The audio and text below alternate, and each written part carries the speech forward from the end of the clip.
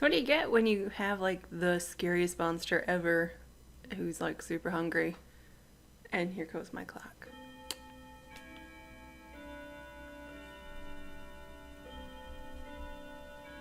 This is embarrassing.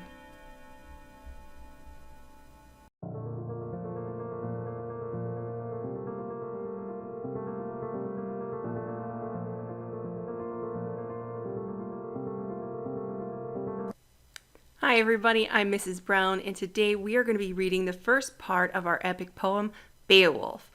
And this part is entitled Grendel. Now, not only are we going to be reading it, but I'm also going to be going and giving you a little bit of commentary to go along with it. So let's go ahead and dive in. All right, so I have opened up Beowulf 1, Grendel, which is the PDF that I have supplied that is in Google Classroom. Now, before we start reading, it does have this little note in here about who Hrothgar is, one of our main characters for this part of Beowulf. And something to keep in mind is that this is just a selection of the entire story. But if you are interested in reading the entire thing, let me know and I'll gladly hook you up with that. It's a great, great story. So it says, Hrothgar, king of the Danes, has built a wonderful mead hall called Heorot, where his subjects congregate and make merry. As this selection opens, a fierce and powerful monster named Grendel invades the mead hall, bringing death and destruction. A powerful monster living down in the darkness growled in pain, impatient, as day after day the music rang loud in that hall, the harp's rejoicing call, and the poet's clear songs, sung of the ancient beginnings of us all, recalling the Almighty making the earth, shaping these beautiful plains marked off by oceans, then proudly setting the sun and moon to glow across the land and light it. The corners of the earth were made lovely with trees and leaves, made quick with life, with each of the nations who now move on its face. And then, as now, warriors sang of their pleasure.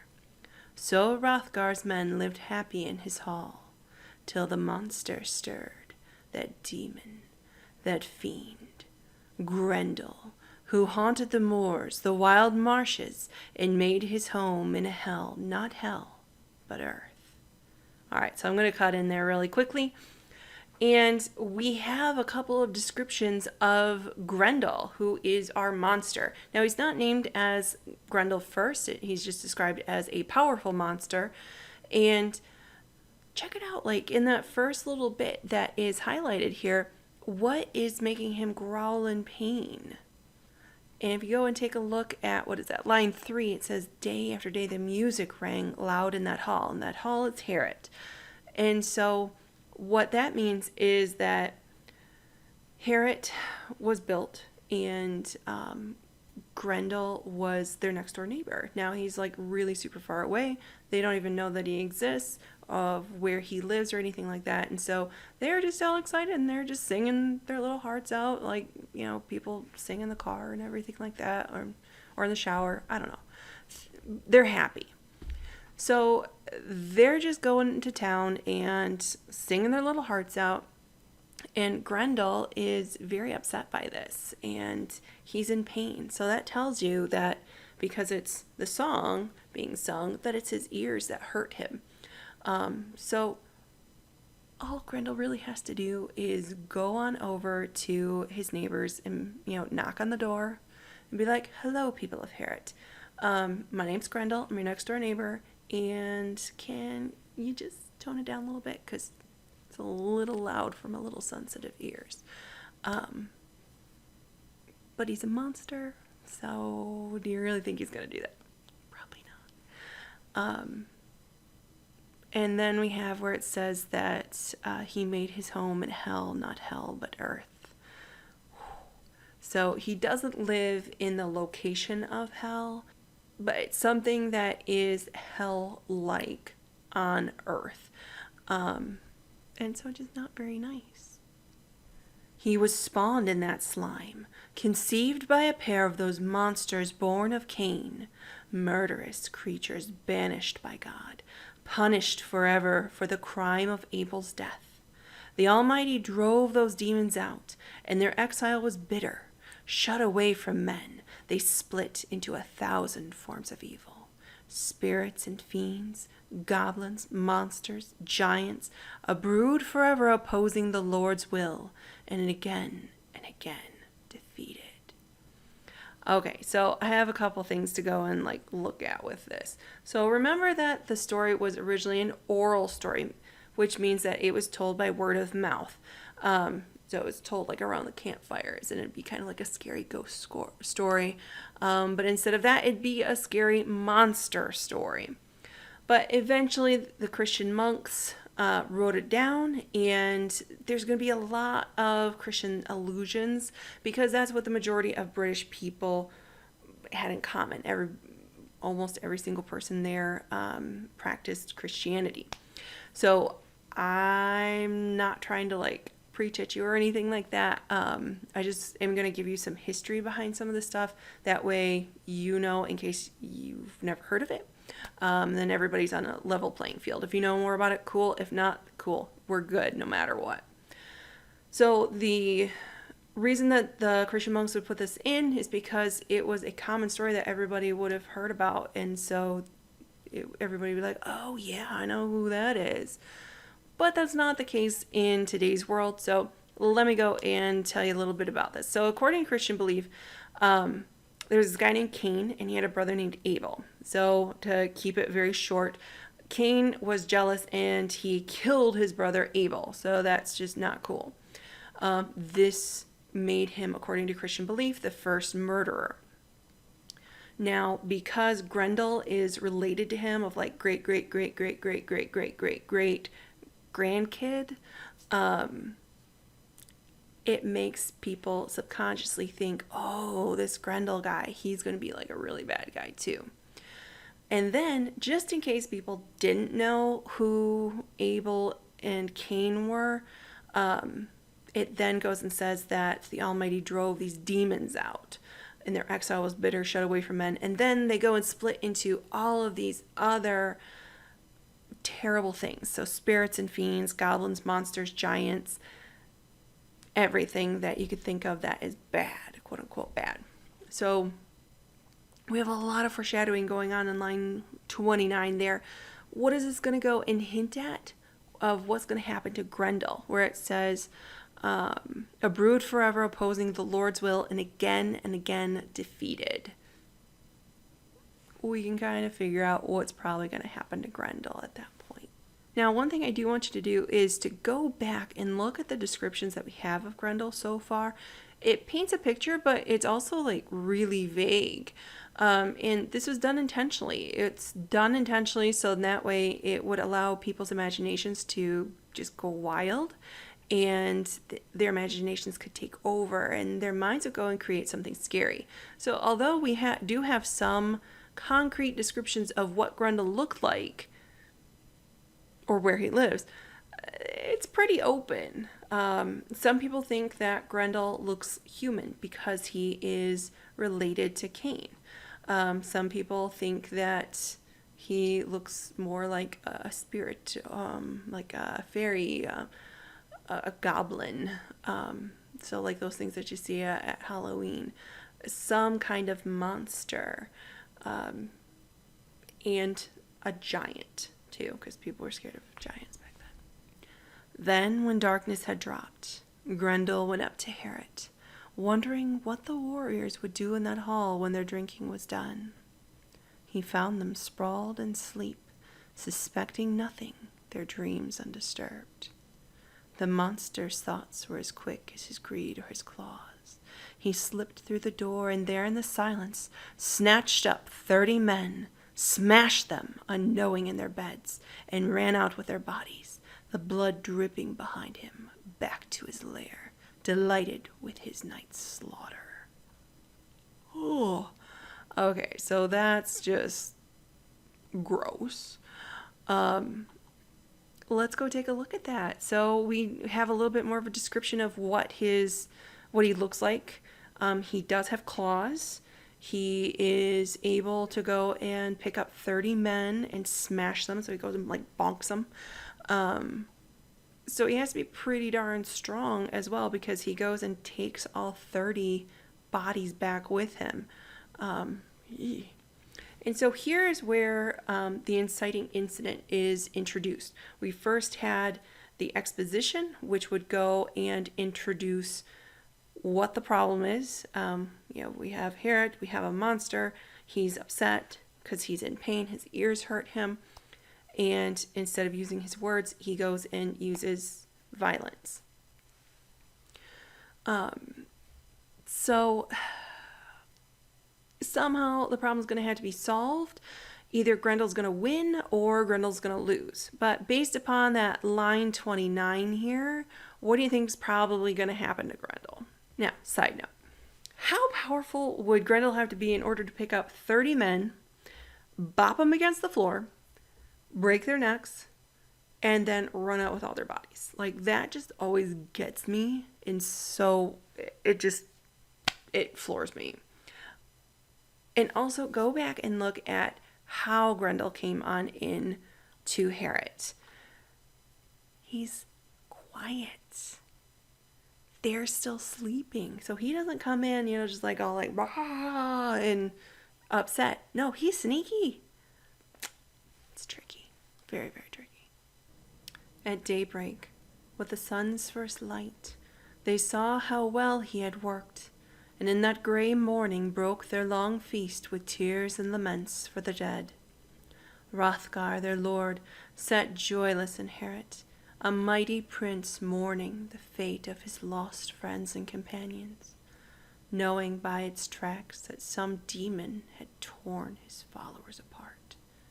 He wept, fearing the beginning might not be the end. So let's go take a look at this part here. Grendel was so quiet that no one woke up during him killing 30 people. That's intense. So can you imagine being one of the survivors and waking up and be like, oh man, Gary, I slept really well last night. How are you doing? Gary? Where's Gary? What? Why is there so much blood everywhere? Oh my gosh. It'd be totally scary for them. And then Hrothgar comes on in as their leader, discovers that 30 of his men are gone. And apparently Grendel got a little hungry on the way back to his lair because it says that some demon had torn his followers apart. So there was carnage. Gross.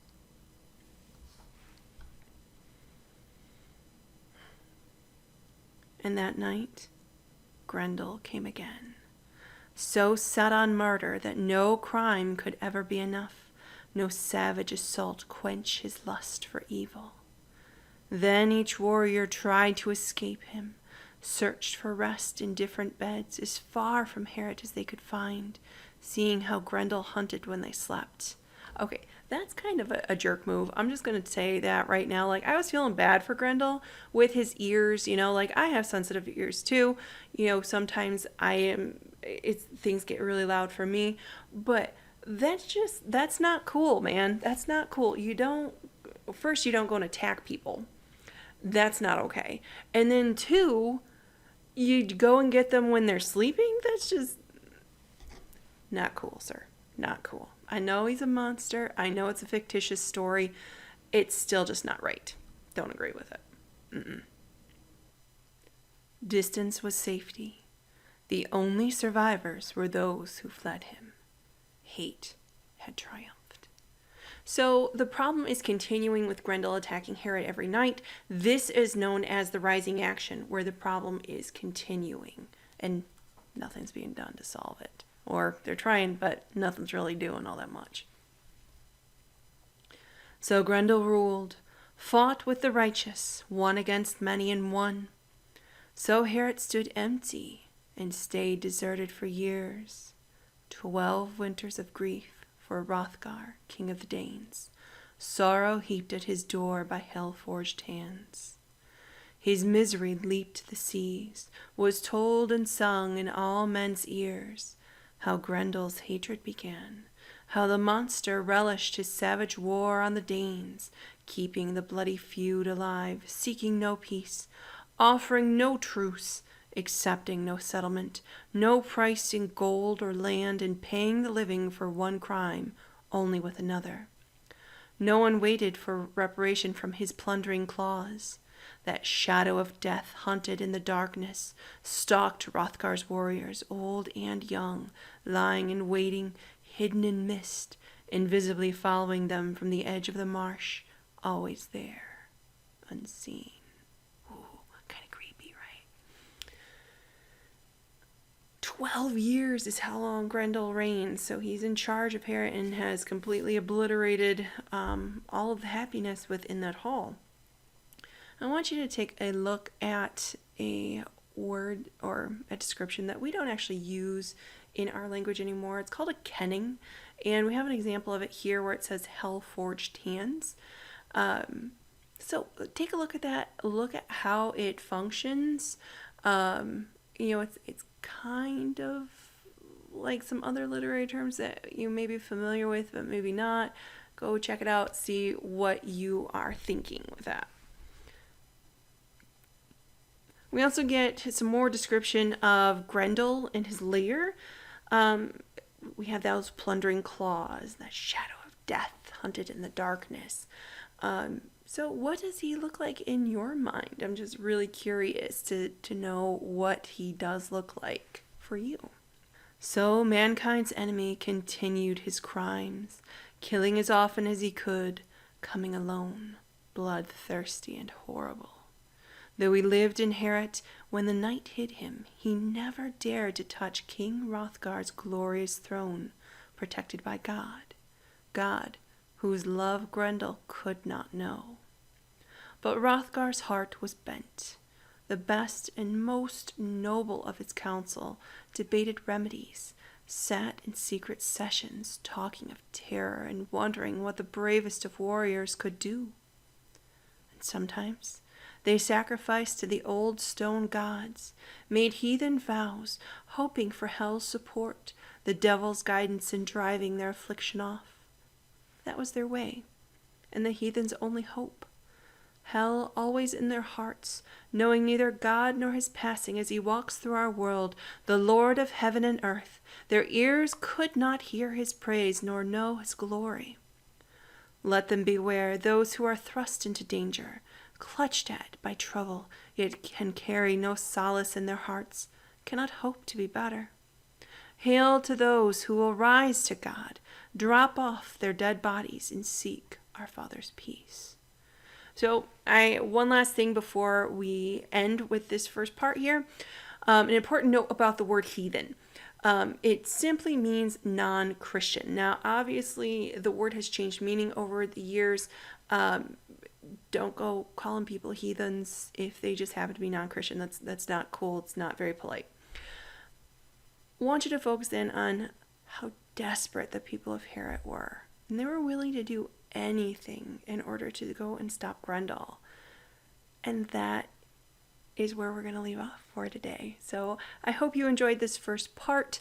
And we will continue, hopefully, to soon our climax of the story. And next time we'll actually get to meet our hero, Beowulf. I'll talk to you later.